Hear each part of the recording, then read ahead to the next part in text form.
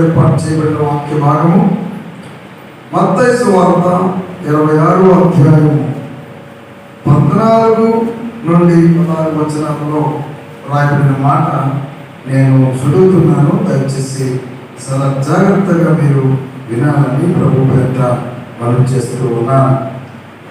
అప్పుడు 12 మందిలో ఒకడు ఇస్కరియోతు యూదా ప్రధాన యాజకుల యొద్దకు వెళ్ళి, నేను ఆయనను మీకు అప్పగించిన ఎడల నాకేమి ఇద్దురని వారిని అడిగాను. అందుకు వారు 30 వెండి నాణ్యములను చూసి వారికి ఇచ్చి, వాడు అప్పటి నుండి ఆయనను అప్పగించుటకు తగిన సమయము కనిపెట్టుచుండెను. చిన్న ప్రార్థన చేసుకుందాం. ప్రియులారా, పరిశుద్ధులమైన తండ్రి, జీవాధిపతిమైన దేవానికి స్తుతులు. పరిశుద్ధుడా, ఈ పరిశుద్ధాత్మ దేవుని యొక్క అభిషేకమును, పరిశుద్ధాత్మ దేవుని యొక్క నడిపింపును దయచేయండి నాయన. వాక్యం వివరించడానికి నిలబడిన నాతో మాట్లాడండి. వాక్యాన్ని వినడానికి ఎగిరిపడి వచ్చిన ఈ బిడ్డలతో మాట్లాడండి. వారందరితో మాట్లాడి ఈ పాఠం ద్వారా మా జీవితాలు సరిచేయమని వాక్యమైన యేసుక్రీస్తు నామములో ప్రార్థించాడు వేడుకుంటున్నాము తండ్రి, ఆమేన్. క్రీస్తునందు పిల్లరా, దేవుని బిడ్డలారా, చదువుబడిన వాక్యంలో నుండి కొన్ని తలంపులు మనం ధ్యానం చేసుకుందాం. ఇక్కడ చదువుబడిన వాక్య భాగంలో ఒక వ్యక్తి కనబడుతున్నాడు. ఆయన పేరు యూదా. ఏ యూదా అంటే ఇస్కరియోతు యూదా. యూదా అనగా అర్థం ఏంటంటే స్తుతి అని అర్థం. యూదా అంటే అర్థం ఏంటండి? స్తుతి. ఇస్కరియోతు యూదా. యూదా అనే పేరు కలిగిన వారు చాలా మంది ఉన్నారు. కానీ ఇది ఏ యూదా అంటే ఇస్కరియోతు యూదా. యూదాకు డబ్బు కావాలి. యూదాలో నీచమైన ద్రోహి వెనక ఉన్న ఉద్దేశం ఏంటంటే ఒకే ఒక ఉద్దేశం బైబిల్లో రాయబడి ఉన్నది. ఏంటి అని అంటే యూదాకు ఏం కావాలి? డబ్బు కావాలి. బైబిల్లో రాయబడిన మాట మీకు మరొక రిఫరెన్స్ చూపించాలని ఇష్టపడుతూ ఉన్నాను. యోహాను రాసిన సువార్త 12వ అధ్యాయము 6వ వచనంలో రాయబడిన మాటను తీసి చదవాలని ప్రభు పేరిట మనం చేస్తూ ఉన్నాను. యూదాకు డబ్బు కావాలి. వాడిలాగు చెప్పునది బీదల మీద శ్రద్ధ కలిగి కాదు కానీ వాడు దొంగ ఉండి తన దగ్గర డబ్బు సంచి ఉన్నందున అందులో వెయ్యబడినది దొంగలించుచూ వచ్చిన కనుక అలా చెప్పాను. చూసారా పిల్లలు? 5వ వచనం కూడా చదివితే, ఈ అత్తనెందుకు 300 దేనారులకు అమ్మి బీదలకు ఇయ్యలేదా నేను. ఇక్కడ సంఘటన ఏంటంటే, ఒక పస్కా పండుగకు 6 దినముల ముందుగా యేసు ప్రభు వారు అక్కడికి వెళ్ళిపోయారు. వెళ్ళినప్పుడు వార్త ఉపచారం చేస్తూ ఉండేది యేసు ప్రభుకు. లాజరు ఆయనతో కూడా భోజనములకు కూర్చున్నాడు.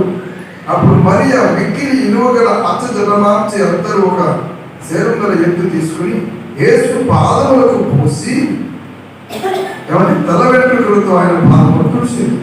ఇల్లంతా కూడా అంతరు వాసనతో నిండి. అది చాలా వెళ్ళగలది, విలువగలది, కాస్ట్లీది, రేటుతో కూడింది.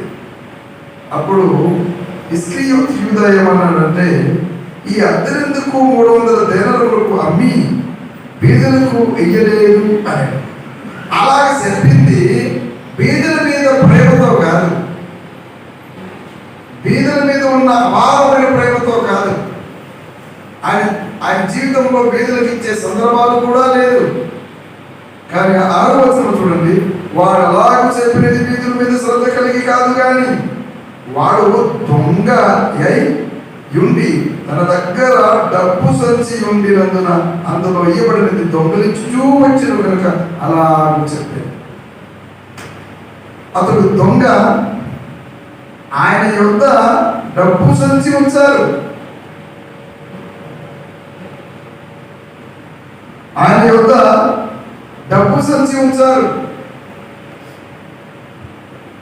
యూదా ఒకసారి దుష్ప్రేరణకు లొంగి ఏదో దొంగలించి తర్వాత పశ్చాత్తాపడి తన బలహీనతలను జయించిన రకం వ్యక్తి కాదు. ఏదో పొరపాటు జరిగింది, క్షమించి తండ్రి, మన్నించి తండ్రి అనే వ్యక్తి కాదు. దొంగలించుచూ వచ్చాడు. ఏం చేస్తూ వచ్చాడు? దొంగలించుచూ వచ్చాడు. ఎవరిచ్చిన డబ్బులు, ఎక్కడ డబ్బులు అని అంటే దేవుని ప్రజలు దేవుని పని కోసం ఇచ్చిన డబ్బును అతడు కావాలని అటు అలవాటుగా తన కోసం తీసుకుంటూ వచ్చాడు. పిల్లరా, ఈరోజు చాలా మంది దేవుని పని కోసం, దేవుని కోసం ఇచ్చినటువంటి ప్రతి డబ్బు అనవసరమైన ఖర్చులకు పెట్టుకుంటున్నారు. సొంత ఖర్చులు పెట్టుకుంటున్నారు, దొంగలింకులు చూపించుకుంటున్నారు. పిల్లరా, ఈరోజు క్రైస్తవ సంఘాలలో కొంతమంది యూదా అనుసరులు ఉన్నారు. సంఘంలో ఉన్న డబ్బులతో క్రిస్మస్ పండుగ లేకపోతే కృతజ్ఞతార్పణల పండుగ కొనుక్కుండే పంపిస్తే సిగరెట్ బిల్లు కూడా పెట్టిన వాళ్ళు ఉన్నారు. ఆ మాట చెప్పడానికి సిగ్గుపడుతున్నారు. దైవమయం ఉందా వాళ్ళకి? దేవుని కొరకు, మందిరం కొరకు వస్తువులు కొనుక్కోవడానికి పంపితే కూతురులకు, భార్యలకు, ఇక ఎవరెవరికో వస్త్రాలు కొని దొంగలికలు పెట్టేటప్పుడు లేకపోలేదు క్రైస్తవ సమాజంలో. దేవుని యొక్క సొమ్మును, దేవుని యొక్క ధననిధిని అనవసరంగా పాడు చేస్తే గొప్ప సవారీ రాత్రి. క్రైస్తవ సమాజం అంతటిని ఉద్దేశించి మాట్లాడుతున్నాను. పైసా దేవుని ప్రజలు ఒక రూపాయి ఇచ్చిన నమ్మకంగా దేవుని సేవలో వాడాలి. ప్రియులారా, దురదృష్టమైనటువంటి క్రైస్తవ సంఘాలలో దేవుని ప్రజలు దేవుని పని కొరకిస్తే దేవుని పని కొరకు వాడరు. అప్పులకు, వడ్డీలకు, సంఘానికి డబ్బులు కావాలని కొన్ని సంఘాల వారు వడ్డీలు ఇస్తున్నారు. తప్పు ప్రియులారా. ఎందుకంటే సంఘానికి ఆదాయం రావాలి కదండి అంటారు. సంఘానికి ఆదాయం రావాలంటే అప్పిచ్చి వడ్డీ తీసుకోవాలని చెప్పలేదు బైబిల్లో. దేవుని ప్రజలు ఇచ్చే డబ్బుతో దేవుని సేవలోనే వాడాలి. ఎవరైనా, ఎప్పుడైనా, ఎక్కడైనా, అది సేవకుడే కానీ, సంఘ పరిచారకుడే కానీ, దేవుని ప్రజలిచ్చే ప్రతి డబ్బు కూడా దేనికోసం ఖర్చు పెడుతున్నామో దేవుడు లెక్క చూస్తున్నాడు. పాస్టర్ గారు చూడొచ్చు, చూడకపోవచ్చు. కొంతమంది అంటారు డబ్బుల దగ్గర పాస్టర్ గారికి అవసరం లేదు అని మాట్లాడే మహానుభావులు కూడా ఉన్నారు. ప్రతిదీ కూడా దేవుని సేవకుడికి లెక్క చెప్పాలి. ఈ పై అధికారులకు లోబడి ఉండాలి. ఆత్మలు కాసే వారికి లెక్క చెప్పాలి. మీరైనా, నేనైనా దేవుని పని కొరకు ఇచ్చిన ప్రతి డబ్బు మనం దుర్వినియోగం చేస్తే ఇస్కరియోతు, యూదా గుంపులో మనం వెళ్ళిపోతాం. ఈరోజు చాలా మంది సంఘానికి వస్తున్నటువంటి ధననిధి ఒక మంచి ఉద్దేశం కోసం ఉంచితే తప్పుగా అపార్థం చేస్తుంది. సువార్త సేవ కోసం వాడితే డబ్బులన్నీ ఖర్చు పెడతారు అంటారు. ఏమండి, ఎవరైనా బీదలకి ఇస్తే ఇదిగో దీనిలాగే ఇస్కరియోతులాగా అడ్డగా మాట్లాడతారు. ఆ డబ్బు నుంచి ఎవరెవరో తగలబెట్టేస్తారు. ఎవరో తగలబెట్టేస్తే దేవుడు చూసుకుంటాడండి బ్రదర్ అంటారు వాళ్ళు. అదే నీ సొంత డబ్బు అయితే, అదే నీ ఇంట్లో డబ్బు అయితే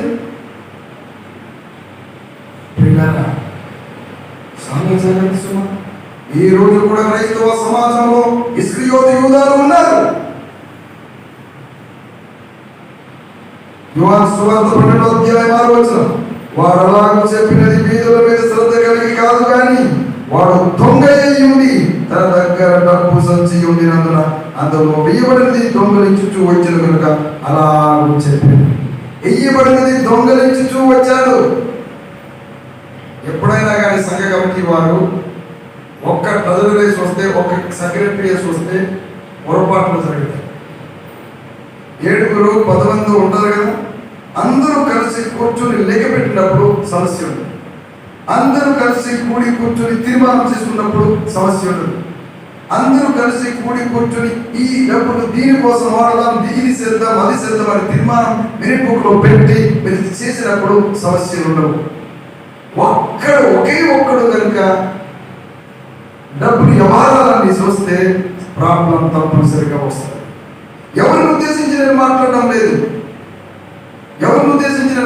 లేదు, డబ్బుల దగ్గరకు వచ్చినప్పుడు కమిటీ వాళ్ళంతా కూడా చక్కగా కూర్చొని లేకపోయినారు. పరిచారకులకు గొప్ప హెచ్చరిక చేస్తున్నాను. వాళ్ళు చూసుకుంటారు, వీళ్ళు చూసుకుంటారు అని వెళ్ళిపోయిన తర్వాత నాకు తెలియదని నేను బయట చెప్పుకోవడానికి కాదు. ఈ పరిచారకుడు అయితే ఆరాధన స్టార్టింగ్ నుండి ఉండాలి, ఎండింగ్ వరకు ఉండాలి. అందరితో పాటు కార్యక్రమంతా లెక్క పెట్టి ఎంత ఖర్చు, ఎంత ఆదాయం, మాస్టర్ గారి కార్యక్రమం ఎంత ఇచ్చారు, నాకు పేదలకు ఎంత ఇచ్చారు, పేద ప్రజలకు ఎంత ఇచ్చారు, ఎంత మిగిలింది, అంత సెక్రటరీ తెలియాలి, ప్రజలకు తెలియాలి, కమిటీ వారికి తెలియాలి. చాలా మంది ఈ కమిటీలో ఉన్నట్టు సబ్జెక్ట్ ఎలా ఉంటారో తెలుసా? కమిటీ మీటింగ్ కూడా వచ్చి నిద్రపోయి ఉంటారు మానవులు. ఏం చెప్తామో వినరు, తీర్మానం చేస్తారు ఒకలాగా, వారు చేసుకుంటూ పోతారు ఒకలాగా. కమిటీ మీటింగ్ ఉన్నట్టు ఉండరు. ఏమండి వాళ్ళు చూసుకుంటారు అని అంటారు. తప్పు. 7 అంటే 7 ఉండాలి, 10 మంది అంటే 10 మంది ఉండాలి. బాధ్యత లేని వారిని కమిటీ మెంబర్స్గా పెట్టాలి. అసలు ఇస్కరియోతు యూదా దొంగలిస్తూ వచ్చాడు. దొంగలిస్తూ వచ్చారు.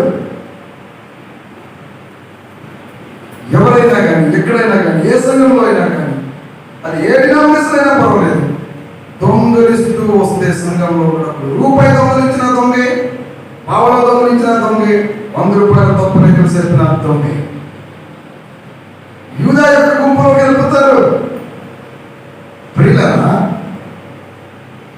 యేసుక్రీస్తుని సంపుటకు పన్నాగం అన్నారు.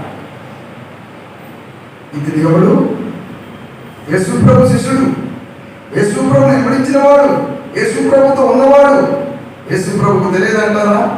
ఇతని ఆటలు, ఇతని యొక్క వేషాలు, ఇతని మాటలు, ఇతని కల్లిపుని మాటలు యేసుప్రభు సమస్తం తెలుసు. కానీ ప్రేమమయుడిగా ప్రేమిస్తూ వచ్చాడు. ఆయన శిలువలో మరణించేదిగా మరణిస్తాడు, ఎవరి ద్వారా మరణిస్తాడు. కానీ సాతానుకి ఎందుకు చోటిచ్చాడు?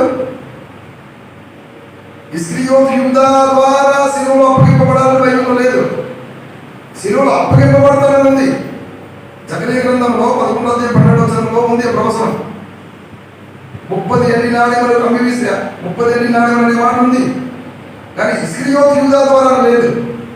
ఆ స్థానం ఎవరికైనా దక్కవచ్చుగా, ఇతడేంటికి దక్కింది అని అంటే, ఇతడు దొంగ దోసుకుంటూ వచ్చే బుద్ధి ఉంది.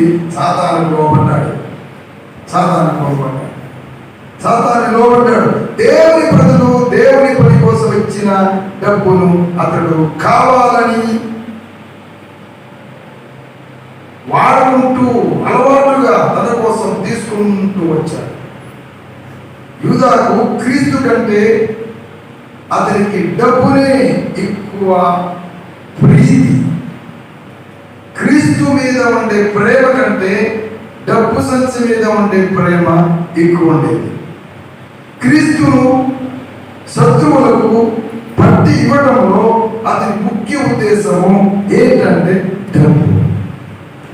ఈరోజు డబ్బు కోసం చాలా మంది శరీరాలు అమ్ముకుంటున్నారు, డబ్బు కోసం అధికారాలు అమ్ముకుంటున్నారు, డబ్బు కోసం లోబడుతున్నారు, డబ్బు కోసం దేనికైనా చేయిస్తున్నారు. ప్రియులారా, ఇటువంటి వారందరూ కూడా యూదా యొక్క అనుసరణ అవుతారు. డబ్బులు అవసరమే, బ్రతకడానికి డబ్బులు అవసరమే, సేవ చేయడానికి డబ్బులు అవసరమే, కుటుంబాన్ని పోషించడానికి డబ్బులు అవసరమే. కానీ దొంగలించి కాదు, దొంగలించిన రాసి కాదు. ఈరోజు చాలా మంది క్రైస్తవ సమాజంలో, అందులో నేను అనడం లేదు, కొందరు తప్పుడు లెక్కలు చూపించి సెలవుడైపోతుంది, తప్పుడు లెక్కలు చూపించి దొరలుగా తిరుగుతున్నారు. జాగ్రత్త. దేవుడు ఆకాశం ఉన్నాడు, నీ భూమి మీద ఉన్నావు. దేవుని యొక్క కరుణ ప్రతి స్థలం మీద ఉంటుంది. ఎప్పుడో నిన్ను పట్టుకుంటాడు. కాదనలేవు, జాగ్రత్త సుమా. ఇస్కరియోతు యూదా క్రీస్తు మీద ఉన్న ప్రేమ కంటే, యేసు క్రీస్తు మీద ఉన్న ప్రేమ కంటే డబ్బు మీద ఎక్కువ ప్రీతి, డబ్బు మీద ఎక్కువ ప్రేమ కనుక 30 ఎండి నాణేములు కరిపుత్తి పడి గురువు గారిని అమ్ముకున్నాడు.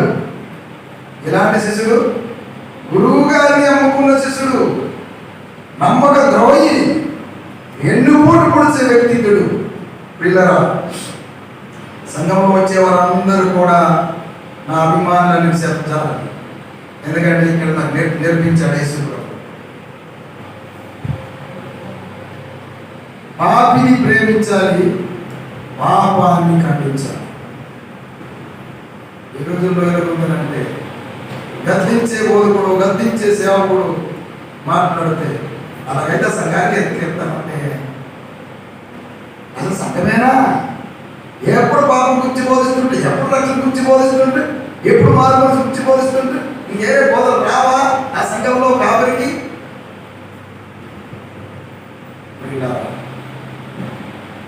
దొంగలున్నారు, జాగ్రత్త. సలహా ఇచ్చేటప్పుడు వాక్య క్రమంలో ఉంటాయి. నాకు తెలుసు, నా హృదయం నిండు తెలుసు. నేను ఎవరికైనా సలహా ఇస్తే వాక్యాన్ని బట్టి సలహా ఇస్తాను. దొంగని దొంగ అంటారు, దొరిని దొరి అంటారు.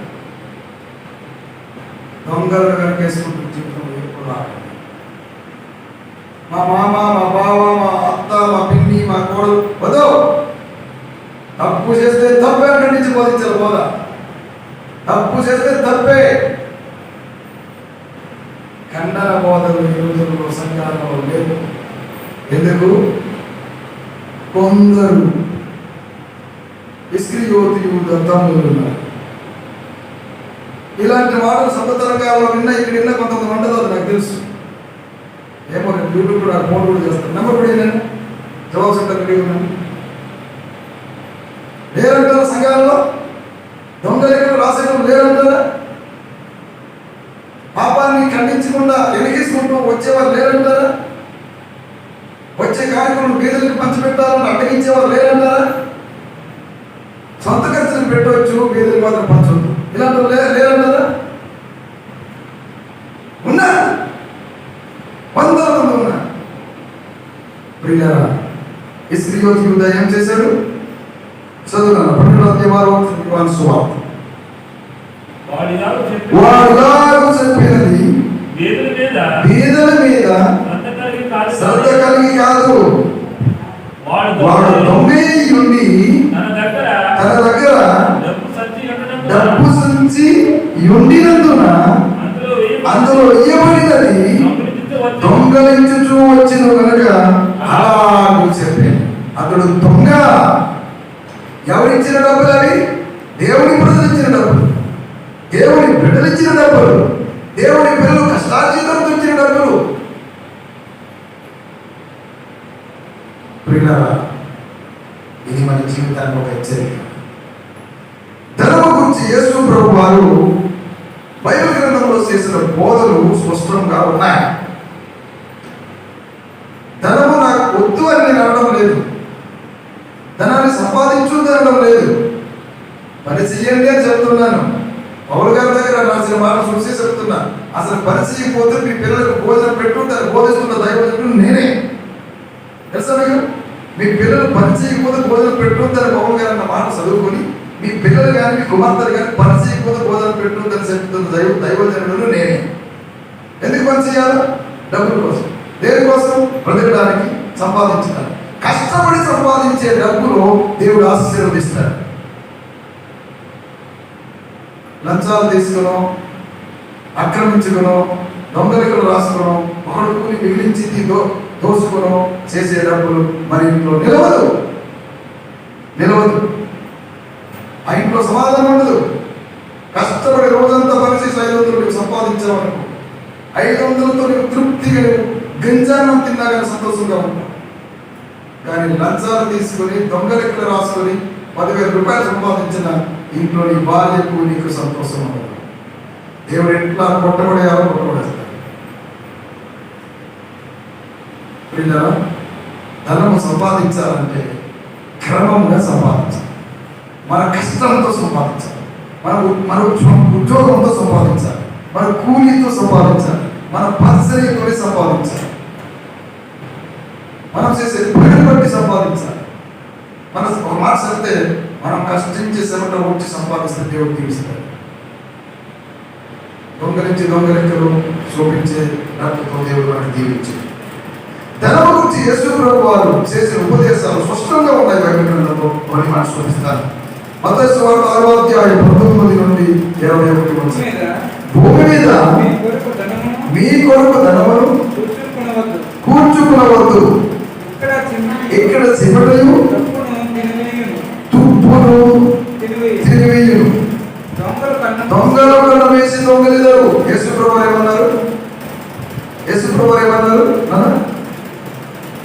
యేసు ప్రభు వారు ధనం గురించి యేసు ప్రభు వారు చేసిన ఉపదేశాలను స్పష్టంగా ఉన్నాయి. 6వ అధ్యాయం 19వ వచనంలో మత్తయి సువార్తలో భూమి మీద మీ ధనమును కూర్చుకోనవద్దు. ఇక్కడ ఏమవుతుందట? సిమ్మటయు తుప్పును తిరివేయును. దొంగలు కన్నం వేసి దొంగలిస్తారు. 20 పరలోకమందు మీ కొరకు ధనమును కూర్చుకునుడి. అతని సిమ్మటైనను తుప్పైనను దాన్ని తిరివేయదు. దొంగలు కన్నం వేసి దొంగిలను. నీ ధనం ఎక్కడుండునో అక్కడనే నీ హృదయం ఉండును.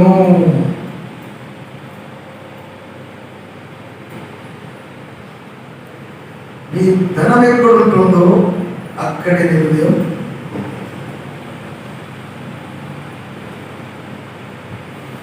ధనాన్ని సంపాదించుందే నేను అనడం లేదు. ప్రభువానికి ఇచ్చిన ధనాన్ని బట్టి వందనాలు, నీవే నాకు ఇచ్చావు తండ్రి అని కృతజ్ఞత కలిగి జీవించాలి. ధనం లేనప్పుడు లాగా ధనం వచ్చిన తర్వాత మనం మారకూడదు. పిల్లల 20వ వచనంలో చూస్తే 6వ అధ్యాయం 20వ వచనం చూడండి. పరలోకమందు మీ కొరకు ధనమును కూర్చుకోనుడి అంటున్నాడు. ఎక్కడ మన ధనం కూర్చుకోవాలి? పరలోకమందు. ఎక్కడ ఉన్నప్పుడు కూర్చుకోవాలి? భూమి మీద ఉన్నప్పుడు. అదిలా సాధ్యమా? పరలోకంలో ధనం అంటే తన సేవకు దేవుడిచ్చే ప్రతిఫలం. పరలోకంలో ధనం అంటే, పరలోకంలో ధనం సమకూర్చుకోవడం అంటే తన పరిచర్యలో, తన పనిలో నీ ప్రయాస దేవుడు నీకు ఇచ్చే ప్రతిఫలం. చెప్పాలంటే బహుమతి. దేవుని పరిచర్య కొరకు, దేవుని సేవ కొరకు 1-2 కిలోమీటర్లు నడిచి వెళ్ళినా దేవుడు అగాధంగా విడిచిపెట్టాడు. నీకు ఇవ్వవలసిన బహుమానాన్ని నీకు ఇస్తాడు. దేవుని పరిచర్య కొరకు, దేవుని సేవ కొరకు నీకు ఇచ్చినటువంటి ఆదాయంలో నుండి రూపాయి ఖర్చు పెట్టినా దేవుడు అగాధంగా నేను విడిచిపెట్టాడు. వెళ్ళారా? పరలోకమందు ధనం సమకూర్చుకోవడం అంటే ఏంటి? పరలోకంలో ధనం అంటే ఏంటి? అసలు తన సేవకు దేవుడిచ్చే ప్రతిఫలమది, బహుమతి. మత్తయి రాసిన సువార్త 5వ అధ్యాయం 12వ వచనం. 5వ అధ్యాయం 12వ వచనం చదువుకుంటున్నారు. సంతోషించి ఆనందించుడి, పరలోకమందు మీ ఫలము అధికమగును. సంతోషించి ఆనందించుడి, పరలోకమందు మీ ఫలము అధికమగును. కష్టాలు ఉన్నాయి, ఇబ్బందులు ఉన్నాయి, ఇరుకులు ఉన్నాయి, హింసలు ఉన్నాయి. సంతోషించి ఆనందించండి, పరలోకమందు మీ ఫలం అధికమగును. పరలోకంలో ధనం అంటే తన సేవకు, మనం తన పరిచర్యలో మనం కొనసాగినప్పుడు, మనం ఉద్యోగం చేసినా, కూలీ పని చేసినా, వ్యవసాయం చేసినా, సంపూర్ణ సేవలో ఉన్న ఏదో విధంగా ఆయన పనిలో మనం ఓడబడినప్పుడు అది పరలోకంలో ధనం సమకూర్చినట్టు. నేను ఒక ప్రశ్న అడుగుతున్నాను, పరలోకంలో మీ దినాన్ని సమకూర్చుకుంటున్నారా? ఎప్పుడైనా సువార్త సేవ కొరకు మీ ధనాన్ని హెచ్చించారా? ఎప్పుడైనా మీ సేవకుడు పరిచర్య కోసం వెళ్తున్నప్పుడు మీ సేవకుడితో వెళ్ళారా? ప్రియులారా, ధనమును పరలోకంలో సమకూర్చడం అంటే నీకు వచ్చే ఆదాయంలో కానీ సంఘంకి వచ్చే ఆదాయంలో నుండి దేవుని పరిచర్య కొరకు సువార్త అందని వారికి సువార్త చెప్పడము. ఇలాంటి బోధన ఎవరు చేయరు? వాళ్ళే ఇలాంటి బోధన చేయరు. మీకొచ్చే మనకొచ్చే ఆదాయంలో దేవుని పనిలో వాడబడుతుందా? కొంతమంది సిగరెట్లకు వాడుతున్నారు, కొంతమంది పొగాకు వాడుతున్నారు, కొంతమంది సారాకు వాడుతున్నారు, కొంతమంది అనవసరమైన ఖర్చులకు వాడుతున్నారు. అదేదో 100 రూపాయలు పెట్టి పెట్రోల్ పోసుకొని వండేసుకొని 10 మందికి దేవుని పత్రికలు పంచితే అక్కడ నీ పరలోకంలో నీకు అక్కడ ధనం కలుగుతుంది. ఎక్కడున్నప్పుడు చేయాలి? భూమి మీద ఉన్నప్పుడే.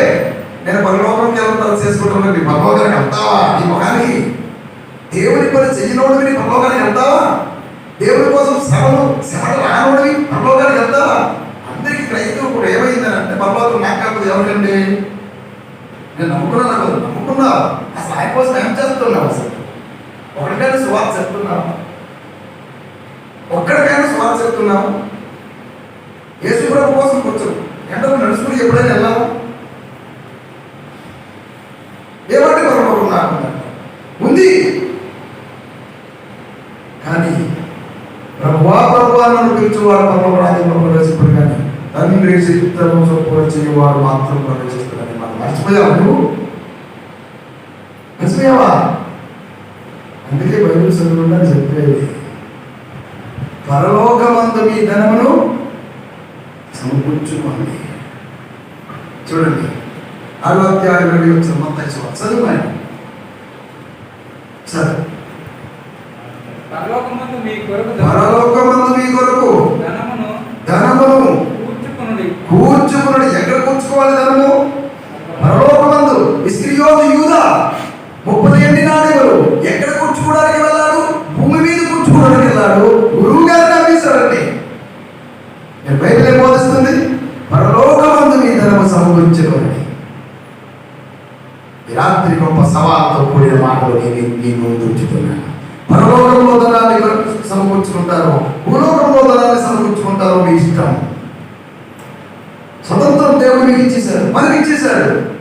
అయితే మనం ఆలోచించాలి, భూమి మీద ఉండగానే పరలోకంలో ధనాన్ని సమకూర్చడం అంటే ఏంటి అంటే, పరలోకంలో ధనం అంటే తన సేవకు దేవుడిచ్చే ప్రతిఫలం అనే సంగతి మర్చిపో. సంతోషించి ఆనందించుడి. పరలోకమందు నీ ఫలం అధికమగును అంటే పరలోకంలో మీరు బహుమానం ఉంటుంది. ప్రభు కోసం ఖర్చు పెడితే, ప్రభు కోసం కష్టపడితే, ప్రభు కోసం ప్రయాసపడితే. అందుకే పౌలు గారు అంటారు, మొదటి కొరింథీయులకు రాసిన పత్రిక 10:58 పౌలు గారు అన్న మాట చూడండి. 10:58 కాగా నా ప్రియ సోదరులారా, మీ ప్రయాసము ప్రభువునందు వ్యర్థము కాదని ఎరిగి. దేవుని పరిచర్య చేసినా మీ ప్రయాస వ్యర్థం కాదు. సువార్త ప్రకటించినా మీ ప్రయాస వ్యర్థం కాదు. ఒక దగ్గర మీటింగ్ జరిగినప్పుడు 10 రూపాయలు ఖర్చు పెట్టి మీరు ఎంత చూడండి, అది కూడా ప్రయాస వ్యర్థం కాదు. ఎరిగి కాగా నా ప్రియ సోదరులారా, మీ ప్రయాసము ప్రభువునందు వ్యర్థం కాదని ఎరిగి స్థిరులను కదిలి వారు ప్రభు కార్యాభివృద్ధి ఎప్పటికీ ఆసక్తులై యుండుడి. దేవుని కార్యాల మీద ఆసక్తిగా ఉండవలసిన యూద, దేవుని పరిచర్య కొరకు ఆసక్తిగా ఉండవలసిన యూద డబ్బులు దొంగిలించే విషయంలో ఆసక్తిగా ఉన్నాడు. దేని విషయంలో ఆసక్తిగా ఉన్నాడు? డబ్బులు కాజేసే విషయంలో ఆసక్తిగా ఉన్నాడు.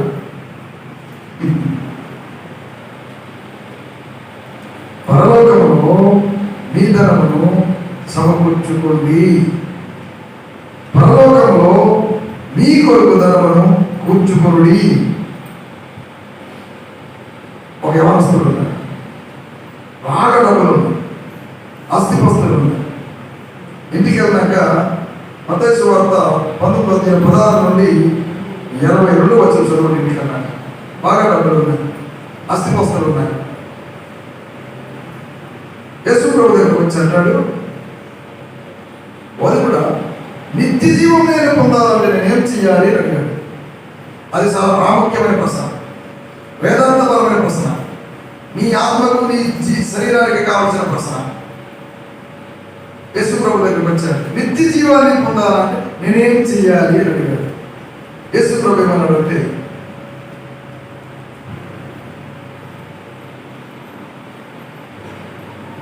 నీ వాక్యాలను పాటించు అన్నాడు.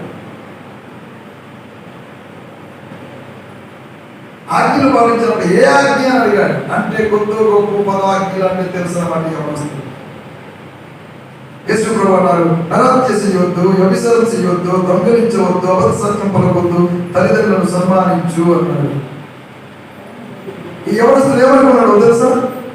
నిన్ను వల్ల నీ పురుగు వారిని ప్రేమింపవలను అన్నది అని చెప్పాడు యేసు ప్రభు. అయితే ఆ యవనస్తులు ఏమన్నాడు తెలుసా యేసు ప్రభుతో?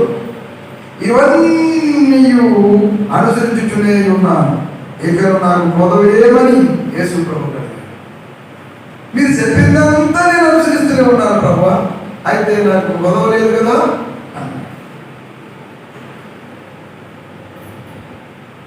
అప్పుడు యేసు ప్రభు అన్న మాట ఏంటో తెలుసా?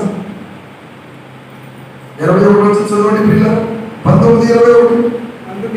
అందుకు యేసు ఇవన్నీ నేను అనుసరిస్తూనే వస్తున్నాను, పొరుగు వారిని ప్రేమిస్తున్నాను, దొంగతనం చేయడం లేదు, వ్యభిచారం చేయడం లేదు, అబద్ధ సాక్ష్యం పలకడం లేదు, తల్లిదండ్రులను సన్మానిస్తున్నాను, పొరుగు వారిని ప్రేమిస్తున్నాను, అయితే నాకేం తక్కువ లేదు కదా అన్నాడు. ఎవరి దగ్గరికి వచ్చి? యేసు ప్రభు దగ్గరికి వచ్చి బిల్డప్ కొడుతున్నాడు. ఎవరు బిల్డప్ కొడుతున్నాడు, పోజు కొడుతున్నాడు, పోజు మార్పులు వేసుకుంటున్నారు. ఈ యవనస్తులు మార్పులు చేసుకుంటున్నాడు. ఇవన్నీ నేను చేస్తూనే ఉన్నాను కదా ప్రభు, ఇది నాకు కొదవలేదు అన్నాడు. యేసు ప్రభు ఏమంటున్నాడు 21 అందుకు యేసు నీవు పరిపూర్ణుడు వగుటకు కోరిన ఎడల పోయి నీ ఆస్తిని అమ్మి బీదలకి, అప్పుడు పరలోకమందు నీకు ధనము కలుగును. ఎప్పుడు కలుగును అంటున్నాడు యేసు ప్రభు. అప్పుడు పరలోకమందు నీకు ధనము కలుగును. నమస్కారం. అసలు ఈ మాట ఎందుకు చదివిస్తున్నాను? మత్తయి సువార్త 6వ అధ్యాయం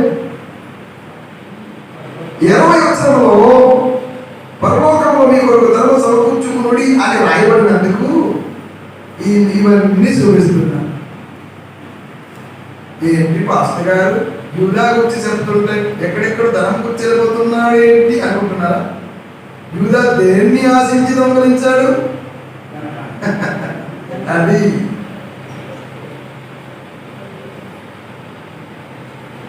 దేన్ని ఆశించి దొంగలించాడు? అసలు దేన్ని ఆశించి గురువు గారిని నమ్మేశాడు?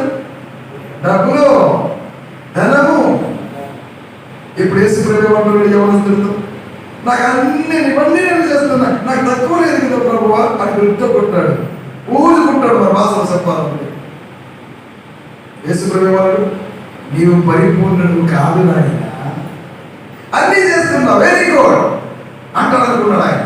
కానీ నీవు పరిపూర్ణుడు కాదు. ఏంటి అంటే నీ ధనము నీకు అడ్డుగా ఉంది. 5వ ప్రశ్న. అయితే ధనవంతులు పరమరాజులు ఎల్లరా? దావీదు ధనవంతుడు, అబ్రాహాము ధనవంతుడు, బైబిల్ ఉన్న భక్తులందరూ ధనవంతులు. మరి యోగు గారు కూడా పరలోకానికి వెళ్ళడా అని అడుగుతారు. ఎలా పడుతున్నారు అడుగుతారు. కానీ మీరు అనుకుంటున్నట్టు, మనం అనుకుంటున్నట్టు వారు ధనవంతులే కానీ ధనం మీద మనసు పెట్టలేదు. వారు సమృద్ధి అయిన పంటల మీద మనసు పెట్టలేదు. వారి చూపులన్నీ కూడా పరలోకపు పునాదుల మీద నిర్మించారు. అబ్రాహాము గారు పునాదుల గల ఆవరణం కొరకు ఆయన నిర్మిస్తూ వచ్చారు. ధనవంతులు పరలోకానికి వెళ్ళాలని కాదు, వెళ్తారు. ఎప్పుడు వెళ్తారు? ఇది ఇచ్చిందంతా కూడా దేవుడిచ్చింది, దేవుడికి మహిమ కలిగిన గాక అన్న. ప్రభువా నీవు నాకు ఇచ్చావు నాయన. ఎంతో మందికి లేదు, మా ఊళ్ళో కానీ మా ప్రాంతంలో కానీ. నేను నిజానికైతే పేదవాడిని ప్రభు. ఒకప్పుడు గుడిసెలో ఉన్నాను తండ్రి. ఏదో ప్రయాసపడి పని చేయడానికి నాకు ఆరోగ్యం ఇచ్చావు. పనిచేస్తూ క్రమంగా అబ్రాహామును ఆశీర్వదించినట్టు నన్ను ఆశీర్వదించావు. నీకు వందనాలు తండ్రి అంటే పరలోకం ఇస్తాడు. తినము, త్రాగము, సంతోషించము అని అంటే యేసు ప్రభు ఏమంటాడో తెలుసా? వెరీ గుడ్ గుడ్ అంటాడు అనుకుంటున్నారా మీరు? వెర్రివాడా అంటాడు. ఏమంటాడు? వెరీ గుడ్ అన్నాడు. వెరీ గుడ్ అంటే తెలుసు మీకు, చాలా మంచిది అంటాడు అనుకుంటున్నారా? వెర్రివాడా అంటాడు, పిచ్చివాడా అంటాడు. ఇతను అనుకున్నాడు, నేను అన్ని అనుసరిస్తూనే ఉన్నాను, ఆజ్ఞలు పాటిస్తూనే ఉన్నాను, అబ్బా యేసుప్రభు చెప్పినంతా నేను చేస్తున్నాను, నాకు కాకపోతే నిత్య జీవం ఎవడిస్తాడు? యేసుప్రభు. నాకు కాకపోతే ఎవరు తగ్గుతుంది అంటున్నాడు. కానీ ఎవరు మనసంత డబ్బులు లేదు, మనసంత ధనం మీద ఉంది, మనసంతా కూడా ఆ డబ్బుల మీదే ఉంది. యేసుప్రభు అన్నారు, నాయన మీరు చాలా మంచివాడు, చాలా సంతోషిస్తున్నా కానీ నీ పరిపూర్ణుడు కావు నాయన. పరిపూర్ణుడు కాదా? అంతే కదా. నీవు పరిపూర్ణుడు కావాలంటే పోయి నీ ఆస్తిని అమ్మి బీదలకు ఇచ్చి, బీదలకు ఇయ్యగలిగినంత డబ్బు ఉంది నీ దగ్గర, బీదలకు ఇయ్యగలిగినంత ఆస్తి ఉంది నీ దగ్గర,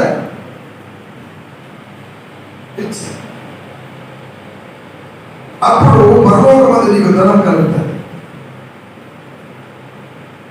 నీవు వచ్చి నన్ను వెంబడించు అన్నాడు. బీదలకు ఇచ్చేసి నీవు నన్ను వెంబడించు. ఎందుకు? నీ శుభాన్ని ధనం దగ్గర ఉంది, నీ డబ్బంతా నీ హృదయం అంతా ధనం దగ్గర ఉంది. అది ఉంచుతూ ప్రయాణాన్ని అందిస్తూ నన్ను వెంబడించలేదు. నన్ను వెంబడించాలంటే నువ్వు జీరోలోకి రావాలి. నన్ను వెంబడించాలని నువ్వు జీరోలోకి రావాలి. ఎందుకు? నన్ను వెంబడిస్తున్న వాడు ఉన్నాడు. యేసుప్రభు మాట చెప్పలేదు కానీ ఆయనకు తెలుసు, యేసుప్రభు తెలుసు, హృదయ రాష్ట్ర దేవుడు కదా. నన్ను వెంబడిస్తున్న వాడు ఉన్నాడు. వాడు ఎందుకు వెంబడిస్తున్నాడో తెలుసా? ఆ డబ్బు ఉన్నందుకు వెంబడిస్తున్నాడు. కనుక నాయన నీవు అలా కావడానికి లేదు, నీ పరిపూర్ణ ఉంది, అది అమ్మి ఇచ్చి పేర్లకు పంచిపెట్టి అప్పుడు నీకు పరలోకం కలుగుతారు. 21 అందుకు యేసు నీవు పరిపూర్ణ వరకు కోరిన ఎడల పోయి నీ ఆస్తిని అమ్మి బీదలకేమో, అప్పుడు పరలోకమందు నీకు ధనము కలుగును. ఎప్పుడు ధనము కలుగును? కలిగిన ధనము అమ్మి బీదలకు ఇచ్చి దేవుని వెంబడించినప్పుడు, లేదా దేవుని కోసం ఖర్చు పెట్టినప్పుడు.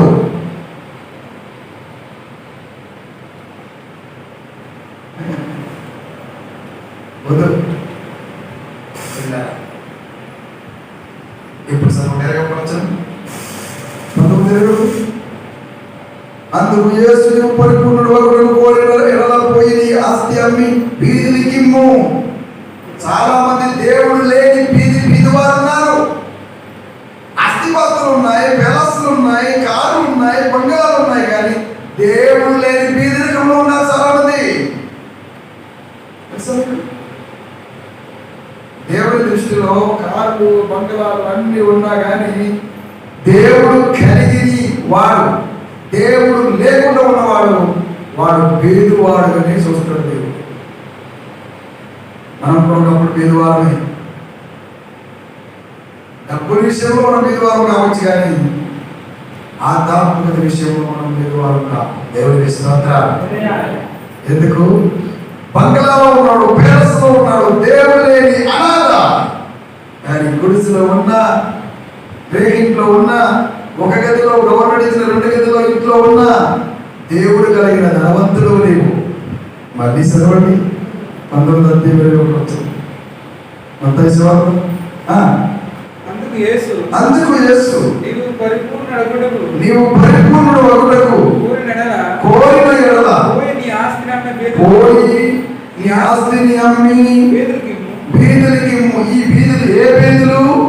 దేవుడు లేని బీదలు ఉన్నారు లోకంలో. భౌతికమైన బీదలు ఇచ్చినా దేవుడు జీవిస్తారు, ఓకే ప్రజలు. కానీ డబ్బు నుండి ఆ పెరసలో జీవించి కూడా దేవుడు లేని బీదలు ఉన్నారు.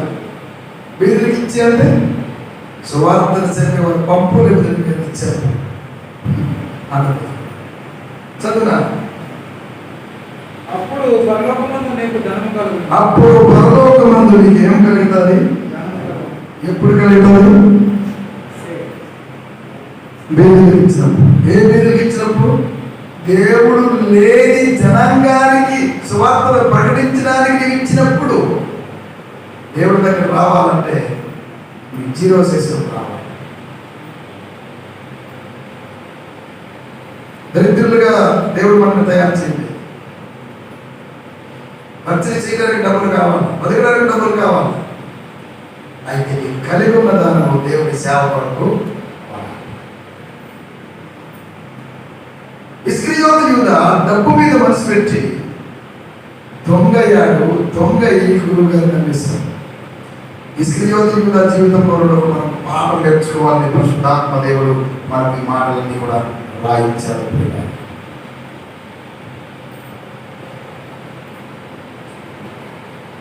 పేదలకు ఇచ్చి నన్ను ఎవడిచ్చాము? పేదలకి ఇమ్ము, అప్పుడు నీకు పరలోకమందు నీకు ధనము. ఇలాంటి ధనం కలిగినది పరలోకంలో. 2 తిమోతిలకు రాసిన పత్రిక 4వ అధ్యాయం 8వ వచనం. ఇక మీదట నా కొరకు నీతి కిరీటం ఉంచబడి ఉన్నది. ఏ కిరీటం? పౌలు గారు అంటున్నారు, ఉన్నదంతా కూడా పెంటతో సమానంగా ఎంచాడు. అధికారులను పక్కకు పెట్టేశాడు, విద్య పక్కకు పెట్టేశాడు, సంస్థలను పక్కకు పెట్టేశాడు. పరిచర్యలో రిక్త స్థానంతో పరిగెట్టాడు. వేదోడే కాదు సౌలు గారు, వేదోడు కాదు. ఇక మీద నా కొరకు కిరీటం ఉంచబడి ఉన్నది.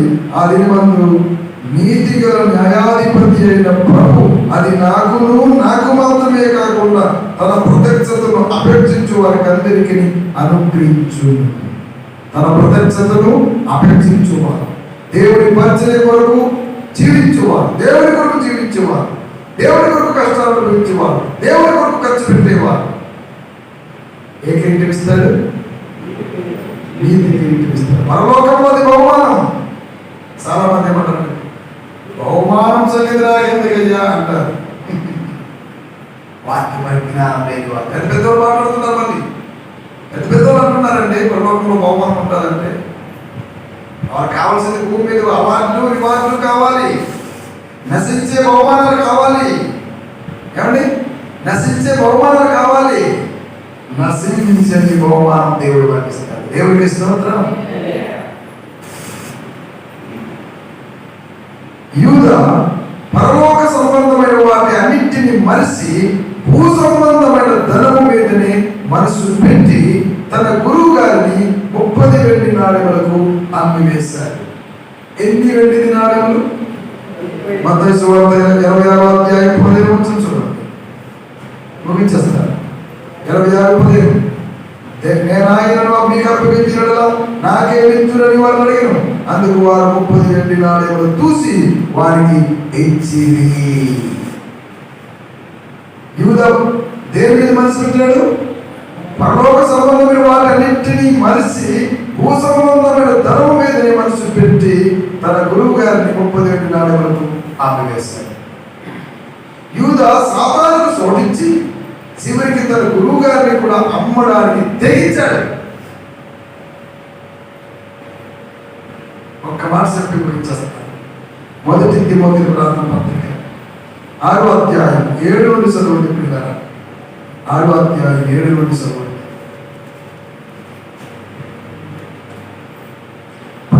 మన ఈ లోకంలోకి ఏమీ తెలియలేదు, దీనిలో నుండి ఏమీ తీసుకుని పోలేము. కాగా అన్నవస్త్రములు వాడి వాటితో తృప్తి పొంది ఉండుము. చాలా మందికి తృప్తి లేదు పిల్లల.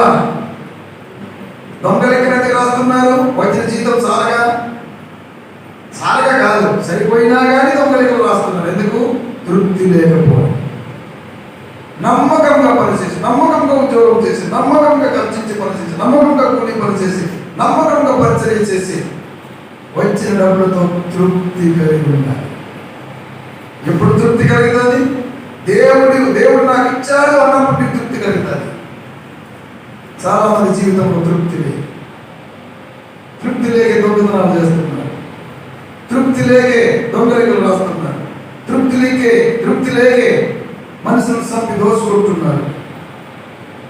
ఎంత చేసిన భూమి మీద జీవితాంతం అవారు కోట్ల సంవత్సరాలు బ్రతుకుతారా? సచ్చేదే కదా. చూడండి, మనం ఈ లోకంలోనికి ఏమీ తెలియలేదు, దీనిలో నుండి ఏమీ తీసుకుని పోలేదు. కాగా అన్న వస్త్రములు గలవారమై ఉండి వాటితో తృప్తి పొందుదము. ధనవంతులకు అపేక్షించువారు, ఇక్కడ వినండి 9వ వచనం, ధనవంతులకు ఆశపడేవారు సోదరులోను ఊరిలోను అవివేక యుక్తములను హానికరములైన అనేక దురాశలను పడుచు అట్టివి మనుషుల నష్టములోను నాశనములోను ముంచివేయును. ఎందుకనగా ధనాపేక్ష సమస్తమైన కీడులకు మూలం. కొందరు దాన్ని ఆశించి విశ్వాసంలో దొరికిపోయి నానా బాధలతో తమను తామే పొడుచుకొనివి. దురాలోచనలు పడుతురు ఊరిలోను అవివేక యుక్తములను హానికరములైన అనేక దురాలోచనలను పడుతురు. అట్టి మనుషులు నష్టములను నాశనములను ముంచివేయును. డబ్బును ఆశించాడు ఎవరు? ఇస్కరియోతు యూదా. 30 దినాలు ఇచ్చేశారు. ఎవరు ఇచ్చారు? ప్రధాన యాజకులు, అప్పుడు మన పెద్దలు. తీసుకున్నాడు. అతనికి మన తృప్తి కలిగిందా? చివరి ఎలా చనిపోయాడో తెలుసు? 27వ అధ్యాయం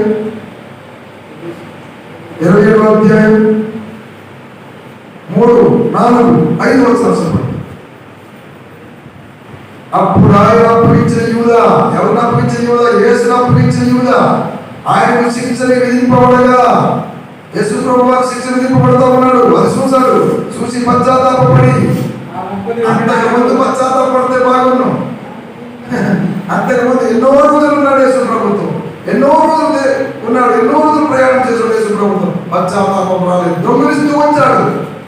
ఆ 30 వెండి నాణెములు ప్రధాన యాజకుడి యొద్దకును పెద్దల యొద్దకును మరలా తెచ్చి, ఎవరి దగ్గర నుండి అయితే ఆశించి తీసుకున్నాడు ఆ పెద్దల దగ్గరికి వచ్చాడు.